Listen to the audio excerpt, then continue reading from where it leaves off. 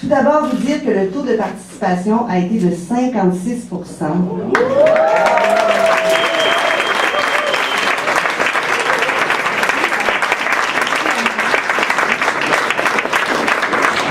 La personne qui est arrivée en deuxième position a recueilli 40,7% des votes. Et la personne qui est arrivée en première position a recueilli 59,3% des votes. La candidate de Québec solidaire dans Tachereau aux prochaines élections générales est Catherine Dorion.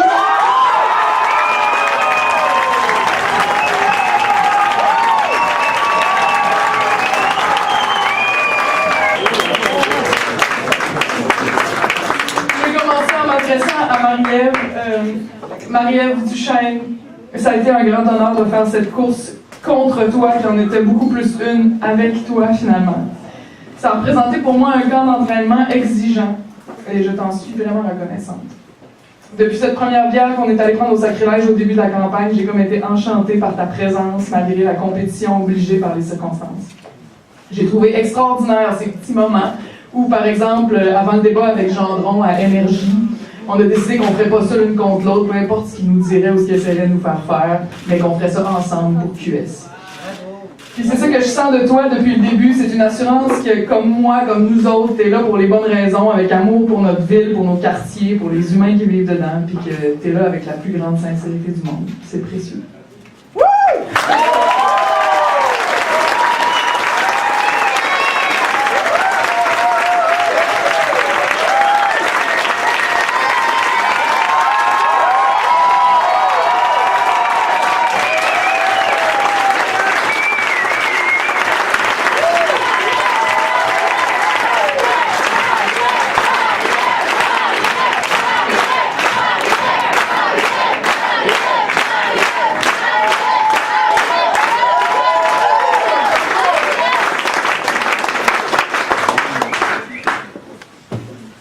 Bon, je suis une artiste, vous le savez, puis je trouve pas ça plus hot ni moins hot que d'être une mécanicienne, une directrice d'entreprise ou une organisatrice communautaire ou une députée. Mais je suis une artiste et je veux vous parler de politique à partir de mon expérience particulière du monde, à partir de ma corde à moi, que je suis assez fière de pouvoir ajouter à l'arc solidaire aujourd'hui. En tant que militant, en tant que révolutionnaire même, on travaille avec un matériau intangible, imprévisible, parfois à moitié mort et d'autres fois extrêmement fort, qui s'appelle la force collective, avec toutes ces émotions, avec toutes ces sources d'identité et de sens cachés qui peuvent exploser à la surface par moments comme des geysers. C'est une force dont notre survie dépend, et heureusement, personne ne pourra jamais contrôler complètement cette force-là, un peu comme le feu. À Québec solidaire, on a les meilleures idées, on a la meilleure éthique, on a l'imagination, on communique de mieux en mieux. C'est nous qui avons raison, et nous le savons. Alors maintenant, il va falloir oser faire en sorte que le feu pogne dans les consciences, qu'il apparaisse à tous intimement, qu'il n'est plus possible de continuer comme ça une journée de plus, qu'il va falloir vivre autrement pour sauvegarder l'équilibre du monde et pour se remettre à croire en l'avenir. Alors dans ce sens-là, ce que j'aimerais apporter à partir de mes cordes à moi, c'est une montée dramatique, une tension, un suspense, des actes inattendus, des moments de climax, où même ceux qui nous prennent pour des déconnectés remarquent que le poil sur les bras leur lève quand ils nous entendent, quand ils nous regardent aller. Je voudrais qu'on aille là où on ne nous attend pas. Ce qu'on va gagner, on va le gagner. Ce qu'on va gagner, on va le gagner parce qu'on aura été surprenant, parce qu'on aura été game, parce qu'on aura été imprévisible au sens le plus positif du terme. Et parce qu'on aura été sérieux aussi. Le drame, on n'a pas besoin de l'inventer pour gagner. Contrairement à ceux qui voient de la tragédie dans une dette, dans le fait de payer des impôts ou dans la disparition d'un parti d'alternance auquel on s'était habitué.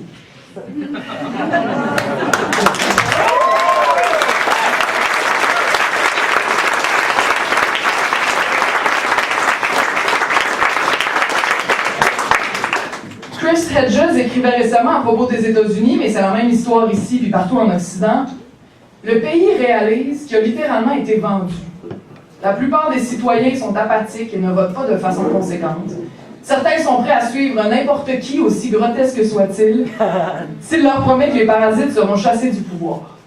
Ce mélange de rage et d'apathie est la recette qui mènera au totalitarisme. Et là, je ne parle même pas de crise du climat, je ne parle pas des réfugiés climatiques, je ne parle pas de tous ces pouvoirs qui vont tout écraser sur leur passage si on ne les arrête pas. Le lobby des pesticides, le lobby du sucre, des armes, du pétrole, des nouvelles formes légalisées de surveillance de masse, des méthodes ultra sophistiquées de propagande. La liste pourrait faire 14 pages, et la seule chose qu'on peut en dire, c'est que c'est toute la même aristocratie mondiale qui transforme nos démocraties en espèce de petite dictature soft. On détruit et on détourne tout ce qui se trouve sur le chemin de l'argent à faire, jusqu'à ce que mort s'en suive, ou jusqu'à ce que les peuples se lèvent pour changer le monde. Ça, c'est du drame. Ça, c'est intéressant, parce que c'est vrai. La mort, les guerres, la misère, la détresse psychologique, la destruction de territoires entiers, la disparition d'espèces magnifiques et de cultures uniques au monde, la perte de sens, la panne d'avenir. T'as de quoi écrire des pièces de Shakespeare sans avoir absolument rien à inventer ici. Là. C'est ça notre époque. Hedges dit encore, l'avidité du capitalisme devra être contenue ou détruite. Nous devrons retrouver notre admiration pour le sacré, pour que nous puissions enfin voir la Terre et chacun d'entre nous, non comme des objets à exploiter, mais comme des êtres vivants devant être respectés et protégés. Cette régénération nécessitera cependant une vision bien différente de la société humaine. Et si nous sommes des militants et des activistes sérieux, cette vision-là, va falloir la faire advenir dans la tête et dans le cœur de nos concitoyens. Il va falloir, avec toute notre imagination et toute notre puissance d'évocation, faire naître chez les Québécoises et chez les hommes québécois cette vision-là de la société qu'on a, nous, dans notre tête. C'est quoi qu'on veut créer, dans le fond? On veut créer un monde où tout le monde travaille moins, mais où il y a du travail pour tout le monde. Un monde où les seules richesses qui soient permis d'accumuler sans fin, c'est celle qui est à l'intérieur de nous. La sagesse, la conscience de ce qui nous entoure, la créativité, la culture, la bonté. Un monde où le temps n'est plus pris en otage. Un monde où ce sont ceux qui vivent les situations qui ont le pouvoir d'inventer et de mettre en œuvre les solutions. Un monde où la Ville de Québec n'est plus jugée à l'aune de ses performances économiques, mais à l'aune du bien-être des gens qui y vivent. Un monde où la Ville de Québec devient plus haute que Montréal. Non, c'est une joke.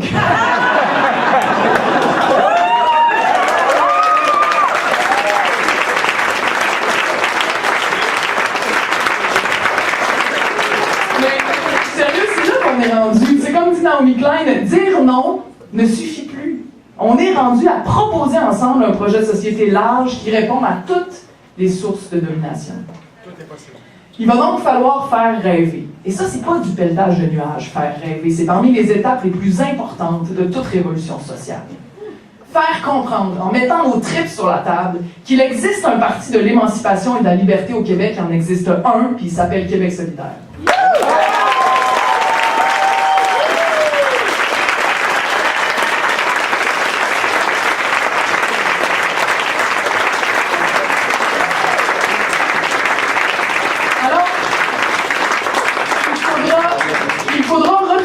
Admiration pour le sacré, mais quel sacré? C'est quoi? De quoi on parle? C'est-tu des grandes émotions collectives? C'est-tu le moment présent? C'est ce qui nous tient ensemble? Ce qui fait qu'on n'est pas encore des petits robots fonctionnant indépendamment qui n'ont plus besoin les uns des autres? C'est quoi? C'est ce qu'il y a d'essentiel au fond de nous qu'on veut absolument transmettre à nos enfants sans trop savoir pourquoi? C'est-tu ce qu'on se mettrait à faire si on apprenait tout à coup qu'il nous reste un mois à vivre? Le sacré, ça se trouve à peu près quelque part là-dedans. C'est pas du niveau d'intellect, c'est du niveau d'une sagesse comme enfouie, qui n'est pas toujours facile à définir, mais qui est puissante et avec laquelle il va falloir oser militer, puis vite, avant que ça meure, parce que c'est en train de se faire piétiner avec une rare violence en ce moment très précis de notre histoire. Et là, je vais y aller avec un exemple. Quand je suis dans le gros jus, quand il faut que je produise, quand il faut que je performe, il m'arrive de regarder mes filles pleurer ou me demander de quoi, ou être triste pour quelque chose, puis là, je remarque en moi une absence totale d'empathie. C'est comme... qui se passe, puis je la regarde, puis je fais « Ah, ça me fait rire ». Il y a comme plus de chaleur, plus de réserve. Mais quand on parle d'érosion de l'empathie, c'est exactement ça, le vécu concret de ça. Nos enfants grandissent dans un monde où la réelle empathie, la présence humaine sont devenues des ressources rares. Tellement qu'on est en train de perdre le savoir-faire d'être ensemble, on est comme mal à l'aise, on ne sait plus comment. Nos arrière-grands-parents ont connu une misère matérielle et nos enfants connaîtront un tout autre type de misère. Dans une société stressée, qui est obligée de produire toujours plus, avec toujours moins de temps, toujours dans l'insatisfaction, toujours dans le jugement, avec même pas de réelle lueur au bout du tunnel. Tu sais, quand est-ce qu'on va s'asseoir content et se dire « j'ai assez travaillé, j'en possède assez, maintenant je profite de la vie ». Dans un monde comme celui-là, la présence à soi-même et aux autres, la jouissance de la vie et des liens à tisser entre nous, c'est ça la culture. C'est les liens qu'on tisse entre nous. Tout ça pâlit, tout ça disparaît, puis on ne sait plus trop pourquoi on est sur Terre. La vie devient morose, les années passent, puis tout à coup c'est fini, puis on se rend compte qu'on n'a pas pris le temps d'aimer comme on aurait. Cette morosité-là dont je parle, cette morosité-là est politique. Elle vole les vies. Elle vole la beauté de la vie. Et la vie et la beauté, quand c'est pour ça qu'on lutte, tout devient comme clair. C'est-à-dire que la lutte passe de quelque chose de lourd, puis de compliqué, à quelque chose de lumineux et de normal, à un sauvetage logique et nécessaire, à quelque chose comme le seul choix intelligent qu'on puisse faire collectivement. Et ça, c'est le type de lutte qu'il va falloir être capable de construire dans les consciences, et dans la nôtre aussi. Là, on va découvrir des gisements inespérés de sens, des gisements inespérés d'espoir, des gisements inespérés d'énergie. Et je ne veux pas qu'on juge l'action qu'on va mener en la comparant à ce qui existe déjà à l'Assemblée nationale. Faire mieux que ce qu'on fait parti et député à l'Assemblée nationale depuis 25 ans, c'est comme la base, c'est le minimum du minimum. C'est pas à ça qu'il faut se comparer. Il faut viser beaucoup plus haut que ça. Si on veut se comparer, on va se comparer aux militants et aux politiciens qui étaient là aux époques où l'humanité et le Québec ont tenté de, et parfois réussi à, renverser l'ordre établi pour changer le monde.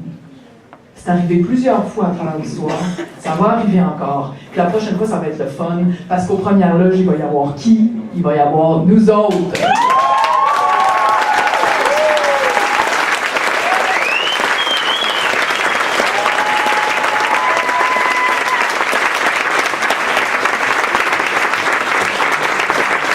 Et ça commence très vite, ça commence le 11 avril à l'Impérial. Alors tout le monde ici, OK, on a la salle, il y a combien de personnes qui rentrent là-dedans? 1000?